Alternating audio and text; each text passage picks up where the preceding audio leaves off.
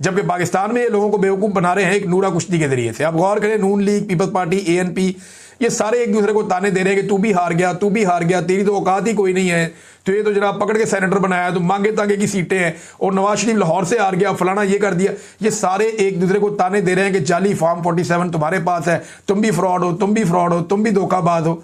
ये सब एक दूसरे को ताने जरूर दे रहे हैं, लेकिन ये नहीं बता रहे कि इनकी सियासत खत्म कैसे हुई और किसने की। देखिए, इनकी जो सियासत खत्म हुई वो बूट पॉलिश की वजह से हुई। इन सारों ने अवाम के सामने खड़े होकर वादा किया था कि ये वोट को इज्जत देंगे, और बड़े बड़े दावे और वादे करके इन सब ने बूट पकड़ के पॉलिश शुरू कर दी। तो अवाम की नजरों में ये गिर गए, और इन्हें शिकस्त देने वाला आदमी इमरान खान है जेल में। और वो ये कहता है जी मैं ना जरदारी बनूंगा, ना मैं नवाज शरीफ बनूंगा, ना मैं कोई मुनाफकत करूंगा, और मैंने ऐसी कोई डील नहीं करनी, मैं किसी डील का कायल नहीं हूं, मैं इनकी तरह डील नहीं करूंगा। जिसने आना है पाकिस्तान के लिए बात करनी है, बैठो बात कर लेते हैं, इदारे जाएं अपनी हुदूद के अंदर और हम अपना काम करें। असल तो फॉर्मूला ये होना चाहिए। फिलहाल इमरान खान साहब ये कह भी रहे हैं, और जब तक ये कह रहे हैं पब्लिक उनके साथ खड़ी है। बहरहाल ये एक नूरा कुश्ती कर रहे हैं। कैदी नंबर 804 ने इनकी सियासत खत्म की है। अब एक दूसरे की सियासत जिंदा करने के लिए ना एक दूसरे को रेस्क्यू कर रहे हैं। यानी मरियम नवाज ना, जो पानी जाता है ना सिंध के अंदर, दरियाए सिंध में, उसमें नहरें निकाली हैं ना, तो सिंध के लोग बड़े नाराज हैं।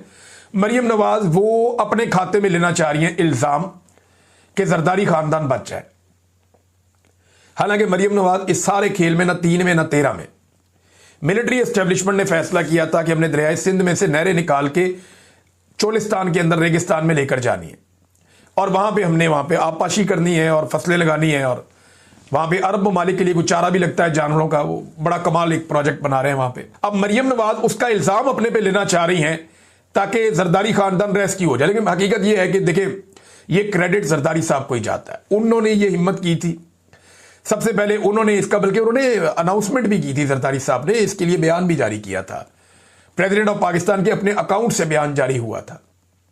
ये 6 नहरें जरदारी साहब को क्रेडिट जाता है। मरियम नवाज अपने पर इल्जाम लेकर जरदारी साहब को बचाना चाह रही। तो एक्चुअली ये एक दूसरे को रेस्क्यू कर रहे हैं और अपने अपने कारकुनों को मोटिवेट करने की कोशिश कर रहे हैं कि चलो यार, हम इमरान खान को कुछ नहीं कहते, चलो नवाज शरीफ को तो गाली निकाल दो। मरियम नवाज अपने कारकुनों को कहती है अच्छा चलो इमरान खान से तो आप डरते हैं, शर्म आती है आपको, चलो जरदारी को तो गाली निकाल दो। तो कारकुनों को खड़ा करने के लिए एक दूसरे से नूरा कुश्ती कर रहे हैं, और इसमें कुछ नहीं है। अब नादरीन, इमरान खान साहब जेल के अंदर बंद है, कैद तन्हाई में, और मुलाकातें बंद की हुई है बिल्कुल ही। लगभग 70 दिन हो गए। एक आधी मुलाकात उनकी बहन से करवाई गई थी। मुलाकातें हो नहीं रही इमरान खान साहब की, और कोई स्ट्रेटजी भी नहीं आ रही। इमरान खान ना पाकिस्तान तहरीके इंसाफ का 99% ही आप ये समझ लें, क्योंकि हिकमत अमली इमरान खान साहब ही बनाते हैं, वही बैठते हैं, वही तहरीक पैदा करते हैं। वो इस उम्र में भी इमरान खान साहब जो है वो सबको इकट्ठा करके रखते हैं। मुझे अच्छी तरह याद है कि इमरान खान साहब एक एक दिन में 2-2 मीटिंग्स करते थे बयानिए के हवाले से। वो 2-2 मीटिंग्स करते थे कि हमारी लड़ाई बहुत बड़ी है, नैरेटिव बनाना पड़ेगा, बात करनी पड़ेगी, ये वाले इशू पे क्या करना है, इस पे क्या करना है। बार बार अपने साथियों से मुशावरत करते थे, बार बार हिकमत अमली बनाते थे, और इमरान खान साहब बहुत मुतहर्रिक रखते थे पूरे सिस्टम को, पूरी पार्टी को। क्योंकि देखिए, पाकिस्तान तहरीके इंसाफ हालत जंग में है पिछले 3-4 साल से। एस्टेब्लिशमेंट ने उनके लिए जंग के दरवाजे खोले हुए, मारो इनको, तबाह बर्बाद कर दो, ये कर रही है एस्टेब्लिशमेंट। तो मिलिट्री एस्टेब्लिशमेंट तो जंग के अंदर उतरी हुई है, बयानिए की एक जंग में।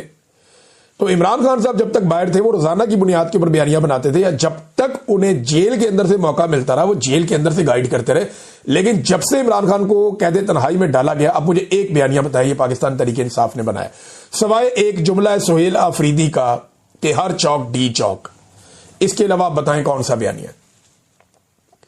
सोहेल आफरीदी बतौर एक वजीर आला अपने तौर पर भाग दौड़ कर रहे हैं, और वो मोबिलाइजेशन कर रहे हैं, चैनलाइजेशन नहीं हो रही। मोबिलाइज करना और चैनलाइज करना 2 अलग अलग चीजें हैं। जो लोग समझते हैं उन्हें आइडिया हो गया है कि वो सिर्फ एक तहरीक चलाने के लिए लोगों को मोबिलाइज कर रहे हैं, विजुअल्स बन रहे हैं, वो अपनी जिम्मेदारी पूरी कर रहे हैं। लेकिन ग्राउंड के ऊपर स्ट्रीट मूवमेंट के लिए जो लोगों को चैनलाइज करना है, जो लोगों को जोड़ना है, वो काम नहीं हो रहा। मैं सीरियस आपको बता रहा हूं। इमरान खान साहब ने इख्तियारात दिए सलमान अकरम राजा साहब को, वो पॉलिटिकल कमेटी की तरह कौन से फैसले, जहां रोजाना की बुनियाद पे बयानिया आता था, वहां पे आपको कई कई हफ्ते आपको बयानिया ही कोई नहीं आता। आपको पता ही नहीं चलता पाकिस्तान तहरीक इंसाफ है किधर, और इनका स्टेटमेंट क्या आएगा या इनका मौक़िफ़ क्या है किसी चीज के ऊपर। आप ढूंढते रहते हैं टेलीफोन करके इधर उधर कि जनाब इस चीज पे मौक़िफ़ दें, और कोई मौक़िफ़ देने के लिए भी तैयार नहीं होता। ये हालात हो गए। अब बयानिए की इस लड़ाई के अंदर इमरान खान साहब कह दे तन्हाई में, वो तो अब लड़ नहीं सकते, उनको तो बिल्कुल ओझल कर दिया। तो जिन लोगों को इमरान खान साहब ने लड़ने की ड्यूटी दी है वो किधर है? बार बार इमरान खान साहब ने कहा कि इस्लामाबाद हाई कोर्ट जाएं, इस्लामाबाद हाई कोर्ट जाएं, बार बार उन्होंने कहा, लेकिन पाकिस्तान तहरीक इंसाफ के लोग जाते ही नहीं। जाते हैं तो चंद लोग चले जाते हैं। 350 की तादाद है आपकी, 300 से ज्यादा हैं आप।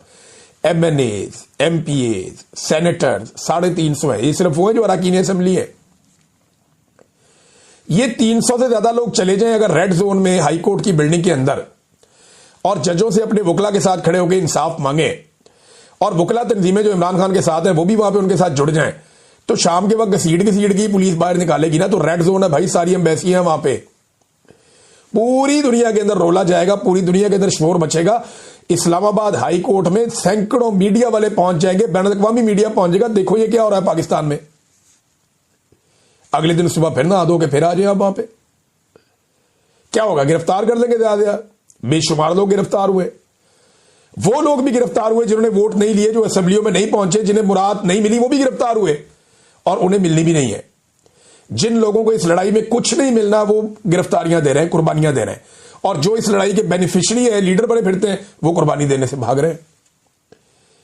एक बड़े रहनुमा ने यह कहा जनाब कि मैं गिरफ्तार हो गया तो मेरा बहुत बड़ा माली नुकसान हो जाएगा।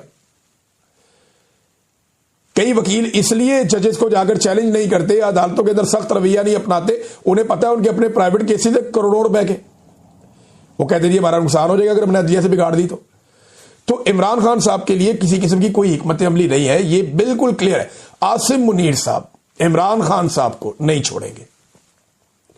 लिखे आप कोरे कागज के ऊपर, जब तक आसिम मुनीर के पास ताकत रहेगी, जब तक इख्तियार, जब तक आप जकड़ नहीं लेंगे ना इस निजाम को, जब तक कि पाकिस्तान तहरीक इंसाफ मुजामत का फैसला नहीं करेगी, जब तक कि अवामी मुजामत का सामना इस निजाम को नहीं करना पड़ेगा, जब तक ये नहीं पकड़े जाएंगे, तब तक ये इमरान खान को नहीं छोड़ेंगे।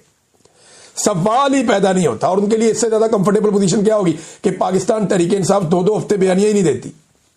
सकून.com।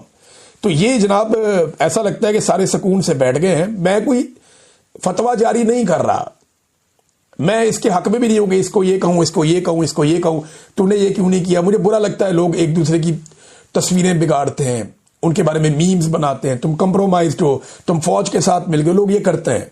मैं ये नहीं कह रहा, मैं ये कह रहा हूं कि जो आप कर सकते हैं, मुझे पता है पाकिस्तान के अंदर रह के काम करना बहुत मुश्किल है, लेकिन जितना काम किया जा सकता है उतना भी नहीं हो रहा।